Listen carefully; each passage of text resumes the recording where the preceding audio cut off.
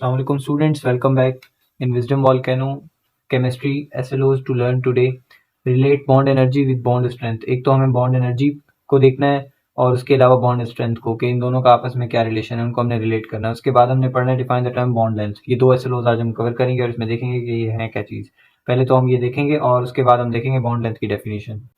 तो बेसिकली एक general trend होता है कि जो हमें देखना होता है या जो चीज़ याद रखनी होती है वो ये है कि more the number of bonds more will be bond energy. Obviously कि अगर नंबर ऑफ बॉन्ड्स ज़्यादा हैं किसी भी मॉलिक्यूल में, ठीक है, number of bonds for example किसी में 1 है तो किसी में 3 है, तो बॉन्ड एनर्जी किसकी ज़्यादा होगी? ऑब्वियसली जिसमें 3 है।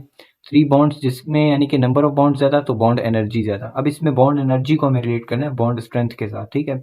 तो ज़्यादा बॉन्ड एनर्जी होगी तो उसमें बॉन्ड स्ट्रेंथ भी क्या होगी? ऑब्वियसली ज़्यादा होगी। तो ये एक ट्रेंड है जिसे हमें याद करना है, ठीक है, बेसिकली।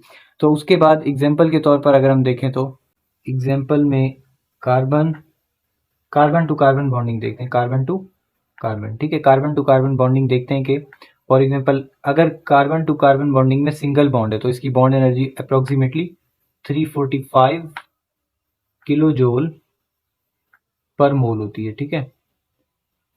कितनी बॉन्ड्स है इसमें? सिंगल बॉन्ड में, सिंगल बॉन्ड की बात कर रहा हूँ। अगर हम कंसीडर करें डबल बॉन्ड तो फिर इसकी एनर्जी बढ़ जाएगी, ठीक है। अब ये नहीं सोचना कि डबल बॉन्ड है तो डबल पे बढ़ जाएगी, ऐसा नहीं होगा, ठीक है, क्योंकि दूसरी बॉन्ड हमारी क्या है? एक तो सिग्मा बॉन्ड है, दूसरी कौन सी? पाई बॉन्ड है। तो मैंने पिछले लेक्चर में बताया था कि सिग्मा बॉन्ड ज़्यादा स्ट्रॉन्ग होती है और जो पाई बॉन्ड होती है वो लेस स्ट्रॉन्ग होती है, तो उसकी एनर्जीज भी वेरी करती है, ठीक है। ये तो सिग्मा बॉन्ड हो गई, ये पाई बॉन्ड है, सेकंड बॉन्ड इसकी, ठीक है। इसकी एनर्जी थोड़ी लेस होती है तो इसलिए उनका सम जो होता है ना वो उसका डबल के बराबर नहीं होता। जैसे इसकी 345 है तो 2 है तो डबल के बराबर नहीं होगा। ये कभी अपने कंफ्यूजन नहीं अपने क्रिएट करनी। अब इसकी जो एनर्जी होती है 615 किलो जूल पर मोल होती है। ये मैं इसलिए लिख रहा हूँ ताकि आपको जो है ना उसके डिफरेंस के बारे में पता चले, हम रिलेट करें ना बॉन्ड एनर्जी और बॉन्ड स्ट्रेंथ की। अब बॉन्ड स्ट्रेंथ का ताल्लुक कैसे? अब फॉर एग्जांपल सिंगल बॉन्ड है तो 345 किलो जूल पर मोल एनर्जी है, डबल बॉन्ड है तो 615 किलो जूल पर मोल एनर्जी। अब स्ट्रेंथ जाहिर सी बात है किसकी ज्यादा स्ट्रॉन्ग हो, कौन सा ज्यादा स्ट्रॉन्ग मॉलिक्यूल होगा? जाहिर सी बात है डबल बॉन्ड वाला। क्यों? क्योंकि उनकी बॉन्ड नंबर ऑफ बॉन्ड ज्यादा है, नंबर ऑफ बॉन्ड ज्यादा होंगे तो बॉन्ड एनर्जी ज्यादा होगी, ठीक है। अब इसी से रिलेटेड एक कंसेप्ट होता है कि बॉन्ड एनर्जी रिलीज होती है और रिक्वायर्ड होती है। ये दो कंसेप्ट होते हैं, ये देख लेते हैं कि ये किस हिसाब से होते हैं। तो ये है एक कंसेप्ट कि energy is released when a bond is formed. ये मैं अक्सर बताता भी रहता हूँ कई वीडियोस में और ये मैं इसलिए दोबारा से रिपीट करवा रहा हूँ। इस टॉपिक में हमें इन्हीं चीज़ों के ऊपर फोकस रखना है और ऑन द वे चैप्टर के अंदर, ठीक है, चैप्टर के अंदर भी हमें इन चीज़ों पे फोकस रखना है। तो इसलिए मैं शुरुआत में ये सारी चीज़ें बता रहा हूँ ताकि आगे आपके लिए कोई मसला क्रिएट ना हो कि energy is release when a bond is form, ठीक है। जब भी एक बॉन्ड बनता है, ठीक है, मैं वही एग्जांपल ले रहा हूँ ताकि कोई कंफ्यूजन ना हो, कोई मुश्किल ना हो। कार्बन टू कार्बन की मैंने बॉन्ड बनवाई, मुझे कितनी एनर्जी रिलीज हुई मेरे पास, ठीक है, रिलीज हुई 345 किलो जूल पर मोल। ये वही कंसेप्ट है जो पहले मैंने लिखा है, ठीक है। अब 345 रिलीज हुई या गेन हुई हमें पता कैसे चलेगा? वो होती है सिंबल से, ठीक है। ये जो सिंबल मैंने लगाई है ना रेड कलर से, ये शो कर रही है। अब माइनस में तो मतलब रिलीज हो रही है, ये बात याद रखनी है, ठीक है। माइनस में रिलीज होती है, ठीक है, एनवायरनमेंट को मिलती है एनर्जी। कहाँ से? इस मॉलिक्यूल से, इसके बनने की वजह से, इन दो बॉन्ड फॉर्म, इस बॉन्ड की फॉर्मेशन की वजह से, ठीक है। उसके बाद जहां पे भी energy is required when a bond is broken, जहां पर भी कोई भी बॉन्ड ब्रेक होता है, ठीक है, अगर बॉन्ड ब्रेक होगा तो हमेशा एनर्जी क्या होगी? हमें रिक्वायर्ड होगी, क्योंकि एक चीज पहले ही अपनी शेप उसने बनाई हुई है। फॉर एग्जांपल ये एक रॉड है, ठीक है, इसकी शेप बनी हुई है, अभी हमने इसको तोड़ना है तो हमें एनर्जी देनी पड़ेगी ऊपर से, ठीक है, कोई एक्सटर्नल सोर्स ऑफ एनर्जी देके हम बीच से इसे ब्रेक कर सकते हैं। जस्ट लाइक दिस, ये भी एक बॉन्ड था पहले, ये एक बॉन्ड था, इसे हमने ब्रेक करवाया एक्सटर्नल सोर्स ऑफ एनर्जी देकर।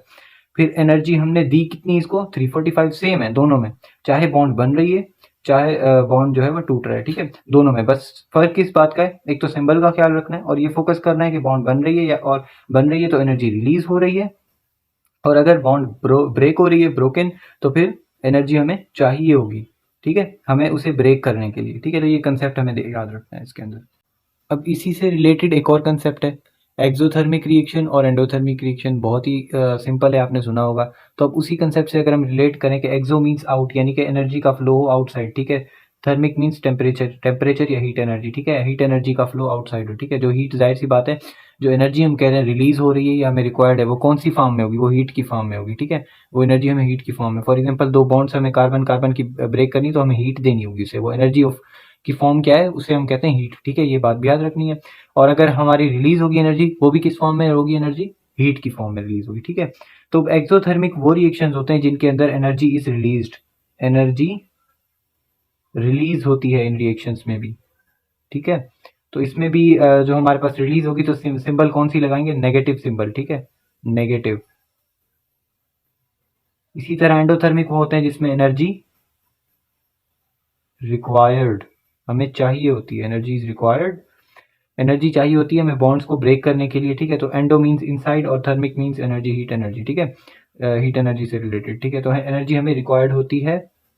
उसके अलावा इसकी सिंबल पॉजिटिव से शो की जाती है, ठीक है, पॉजिटिव इसको सिंबल को शो किया जाता है, ठीक है। अब अगर हम देखें कि टोटल हीट रिएक्शन की, टोटल हीट हमें कैलकुलेट करनी है किसी भी रिएक्शन की। अब उसमें बॉन्ड फॉर्म भी हो सकती है, उसमें बॉन्ड ब्रेक भी हो सकती है, दोनों काम हो सकते हैं। तो हमें टोटल हीट देखनी है कि टोटल एनर्जी हमारी उस पर क्या अफेक्ट हो रहा है, ठीक है। तो उसके लिए समेशन मार्क हम लगाएंगे यहाँ पर, ठीक है। Total number of bonds broken, bonds broken minus summation bonds formed, ठीक है। फॉर एग्जाम्पल कोई रिएक्शन है उसके अंदर 3 बॉन्ड्स जो हैं वो ब्रेक हो रही हैं, नंबर ऑफ बॉन्ड्स कितनी है 3, और बन भी कितनी रही है 3, ठीक है। तो अब हम टोटल हीट निकालेंगे तो जो 3 की वैल्यू होगी उसे हम माइनस करवा देंगे इससे, तो हमारे पास जो नेट चेंज होगा, डेल्टा होता है चेंज को कहते हैं, ठीक है, चेंज, ठीक है, नेट भी कह सकते हैं इसे हम, नेट चेंज, ठीक है। तो ये नेट चेंज हमारा किसके इक्वल हो जाएगा, 0 के। अब for example number of bonds broken 2t कितनी थी, 3 थी, लेकिन नंबर ऑफ बॉन्ड्स फॉर्म कितनी हुई, 2, फॉर एग्जांपल 2 हुई अगर, तो फिर ये 1 के बराबर हो जाएगा इस तरह से। अब यहाँ पर हम एनर्जीज को भी पुट कर सकते हैं, this is not only for the number of bonds, but यहाँ पर आप एनर्जी की वैल्यू भी पुट कर सकते हैं किलो जूल पर मोल में। तो आपको जो नेट चेंज है हीट एनर्जी में in the form of kilo joule per mole वो भी मिल सकता है, बट फॉर्मूला सेम ही है, सिर्फ नंबर ऑफ बॉन्ड्स ब्रोकन जो उसमें जो एनर्जी आपकी जो है वो हमें रिक्वायर्ड होगी, प्लस में वो लगाएं, माइनस कर दें आप किसके साथ, बॉन्ड्स ब्रेक जो एनर्जी रिलीज हुई है, ठीक है। अब यहाँ पर अब जो एनर्जी रिलीज हुई है माइनस तो फॉर्मूले का है, एनर्जी जो रिलीज हुई है उसका भी माइनस होगा, इसको माइनस माइनस प्लस नहीं करना, ये मैथ के रूल्स अप्लाई नहीं होने यहाँ पर। ये जो माइनस का है ये मैथ से रिलेटेड नहीं है, ठीक है। ये जो माइनस इसका रिलीज हो रही है एनर्जी, ठीक है, रिलीज हुई है उसका माइनस है ये, इसको आपने माइनस ही रह देना, ठीक है। बाकी जो नेट चेंज होगा एनर्जी का वो आपने माइनस से कैलकुलेट करना है, मतलब पॉजिटिव से नेगेटिव को आपने सिंपल माइनस ही करवाना है, माइनस ही करवाना है, माइनस माइनस प्लस नहीं कर देना है, इसके अंदर कंफ्यूजन नहीं है कोई भी, ठीक है। अब यहाँ पर कुछ हम ट्रेंड देख लेते हैं कि बॉन्ड एनर्जी का और या बॉन्ड स्ट्रेंथ का जो ट्रेंड है according to types of bond देखें तो आयोनिक बॉन्ड होता है, covalent bond, hydrogen bond, van der Waals forces, ठीक है। तो ये कुछ एग्जांपल्स हैं, तो हम इनमें कंपेयर करेंगे कि किसकी जो है वो बॉन्ड स्ट्रेंथ ज़्यादा है। जाहिर सी बात है जिसकी बॉन्ड एनर्जी ज़्यादा होगी तो ऑब्वियसली उसकी बॉन्ड स्ट्रेंथ तो ऑटोमेटिकली ज़्यादा हो ही जाएगी, ठीक है। तो अब पहले पहले नंबर पे क्या आता है, ionic bond. Ionic bond is the strongest bond ever, ठीक है। उसके बाद आता है कोवेलेंट बॉन्ड, यानी कि आयोनिक बॉन्ड किससे ज्यादा स्ट्रॉन्ग है, कोवेलेंट से, और कोवेलेंट किससे ज्यादा स्ट्रॉन्ग है, हाइड्रोजन से, हाइड्रोजन किससे ज्यादा स्ट्रॉन्ग है, वैन डर वाल्स फोर्सेस से, ठीक है। तो ये कुछ जनरल ट्रेंड है, ये भी याद रख लीजिए, अक्सर एमसीक्यूज में पूछा जाता है, ठीक है। तो आयोनिक बॉन्ड, अब वजह क्या है आयोनिक बॉन्ड की ज्यादा स्ट्रॉन्ग होने की वजह, अब बाकियों में तो ऑलमोस्ट हम देखते हैं हमारे पास इलेक्ट्रॉनिक शेयरिंग होती है, ठीक है, इलेक्ट्रॉन्स के जरिए शेयरिंग के जरिए वो अपनी बॉन्ड बनाते हैं, तो वो स्ट्रॉन्ग होती है बट नॉट एट ऑल, मतलब इतनी अच्छी स्ट्रॉन्ग या इतनी ज्यादा स्ट्रॉन्ग नहीं होती। अब अगर हम आयोनिक की बात करें तो सबसे ज्यादा स्ट्रॉन्ग इसलिए होती है क्योंकि इसके अंदर होती है आयोनिक अट्रैक्शन, इनके अंदर आयन्स होते हैं, एज नेम सजेस्टेड, इसके नेम में इसका आंसर है कि आयोनिक बॉन्ड जो होते हैं वो इसलिए स्ट्रॉन्ग होते हैं because of attraction between ions के बीच में अट्रैक्शन होती है, ठीक है। अब यहाँ पर इलेक्ट्रॉनिक अट्रैक्शन होती है, पर यहाँ पर आयोनिक अट्रैक्शन, यानी कि आयंस मिलकर आपस में पॉजिटिव और नेगेटिव आयंस होते हैं, ठीक है। पॉजिटिव और नेगेटिव आयंस होते हैं, वो मिलकर हमारे पास क्या करते हैं, अट्रैक्शन करते हैं, और फिर एक स्ट्रॉन्ग बॉन्ड बनती है, ठीक है, जिसे आयोनिक बॉन्ड बोलते हैं, ठीक है। तो ये हमारे पास कंसेप्ट है। अब हमने बहुत कुछ जान लिया है इसके बारे में, अब एग्जांपल्स भी आप देख सकते हैं, बहुत सी बॉन्ड है, नॉट ओनली कार्बन कार्बन, आप और भी उठा के देख सकते हैं, कार्बन टू हाइड्रोजन देख सकते हैं, और उसके अलावा आप कार्बन टू नाइट्रोजन देख सकते हैं, नाइट्रोजन टू नाइट्रोजन देख सकते हैं इनके बीच में, ठीक है। इस तरह से उनकी स्ट्रेंथ, उसकी बॉन्ड एनर्जीज कंपेयर करके हमारे लिए बहुत इजी हो जाता है कि हम कंपेयर कर सकें कि बॉन्ड एनर्जी और बॉन्ड स्ट्रेंथ आपस में किस तरह से रिलेटेड हैं। जनरल ट्रेंड याद रखना है, जिसकी बॉन्ड एनर्जी ज़्यादा ऑब्वियसली उसकी बॉन्ड स्ट्रेंथ भी ज़्यादा। और exothermic reaction, endothermic reaction, energy release होती है तो क्या होता है, बॉन्ड फॉर्म होती है या फिर बॉन्ड ब्रेक होती है। ये चीज़ें कंसेप्ट में रखनी है याद किया। जब भी हमारे पास कोई बॉन्ड फॉर्म हो रही होती है तो एनर्जी रिलीज होती है, जब भी कोई बॉन्ड ब्रेक होती है तो हमें रिक्वायर्ड होती है, एनर्जी चाहिए होती है। ठीक है, तो ये कंसेप्ट है जनरली। अब आते हैं बॉन्ड लेंथ के ऊपर। तो अब देखें बॉन्ड लेंथ क्या होती है, हमें सिंपल इसे डिफाइन करना है कि इसकी डेफिनेशन क्या होती है, सिंपल। ठीक है, तो द लेंथ या distance between the nuclei of two bonded atoms. ठीक है, यानी कि कोई भी लेंथ या फिर उनके बीच में डिस्टेंस होना। ठीक है, कोई भी डिस्टेंस किन के बीच में, न्यूक्लिया है। ठीक है, न्यूक्लियस नहीं, न्यूक्लिया है। न्यूक्लिया क्योंकि टू एटम्स है हमारे पास, एक न्यूक्लियस नहीं है, ये प्लूरल है इसका। ठीक है, nuclei of two bonded atoms. शर्त क्या है कि हमारे पास एटम्स क्या हो, बॉन्डेड हो आपस में। उनके बीच का डिस्टेंस कि उनके उन एटम्स का जो न्यूक्लियस होगा ना, उसके बीच का डिस्टेंस, उसे हम बेसिकली कहते हैं बॉन्ड लेंथ। अब देखते हैं एग्जांपल के तौर पर, ये एक एटम है और ये उसका न्यूक्लियस है, और दूसरा एटम हमारे पास ये है, ये उसका न्यूक्लियस है। ठीक है, फॉर एग्जांपल इन लोगों की बॉन्ड बनाते हैं हम इस तरह से, बॉन्ड बन जाएगी इनकी, तो फिर ये अटैच हो जाएंगे एक दूसरे के साथ। ठीक है, इस तरह से। तो अब हमें डिस्टेंस कहाँ तक देखना है, इनके न्यूक्लियाई के बीच में डिस्टेंस, ये मैं ब्लू से मार्क कर देता हूँ, ये वाला डिस्टेंस। ठीक है, इस न्यूक्लियस से लेकर इस न्यूक्लियस तक, ये जो बीच वाला डिस्टेंस है न्यूक्लियस से न्यूक्लियस तक, इस न्यूक्लियस से इस न्यूक्लियस तक, this distance is called bond length, क्योंकि ये जो बॉन्ड बनी हुई है उसकी लेंथ है ये बेसिकली।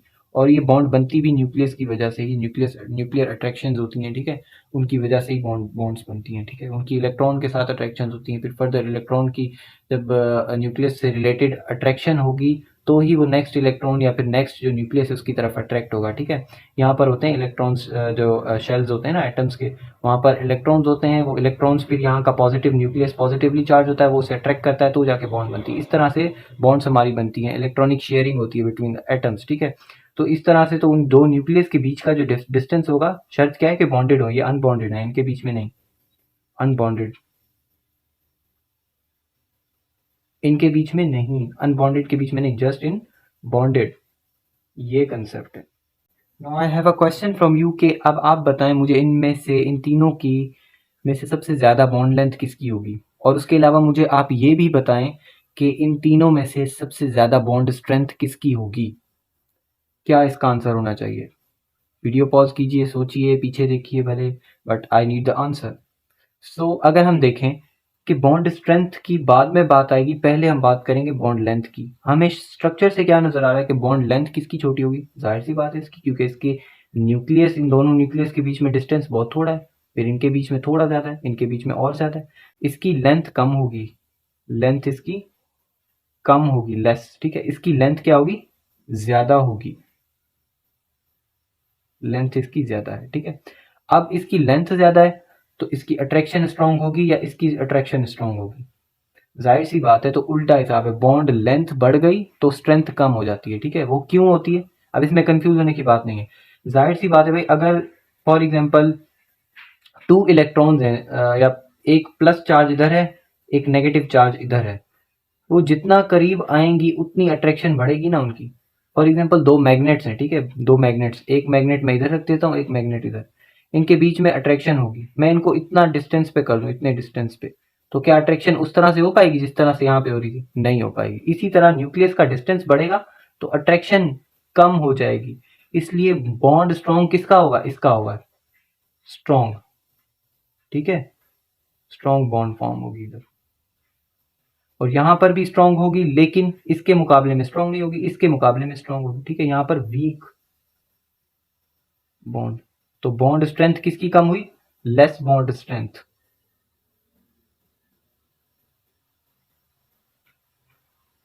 इसकी मोर बॉन्ड स्ट्रेंथ। तो ये कुछ जनरल टर्म्स हैं, आपको याद रखनी है, और कुछ पॉइंट्स हैं, बेशक आप, मैं ना भी लिखूं तो जो मैं बोल रहा हूं आप लिख सकते हैं अपनी कॉपी पर। So you should have enough potential to write down my words on your copies to remember. If you already know this, then there is no need. Only just review this. ठीक है, तो ये हमारा general concept था आज का कि define bond length और बॉन्ड एनर्जी को हमने कंपेयर करना था बॉन्ड स्ट्रेंथ के साथ। आई होप आपको कुछ जनरल इसका समझ आ गया होगा। उसके अलावा बुक रीडिंग मत भूलिए करना कभी भी। जो जो बोर्ड की आपके पास बुक हैं सबकी रीडिंग्स कीजिए, इंशाल्लाह your topic will be covered soon as possible inshallah, and you will get good marks. So अगर आपको वीडियो पसंद आई है तो चैनल को सब्सक्राइब कर दें, वीडियो को लाइक कर दें। This motivation is enough for us. Thank you, अल्लाह हाफिज़।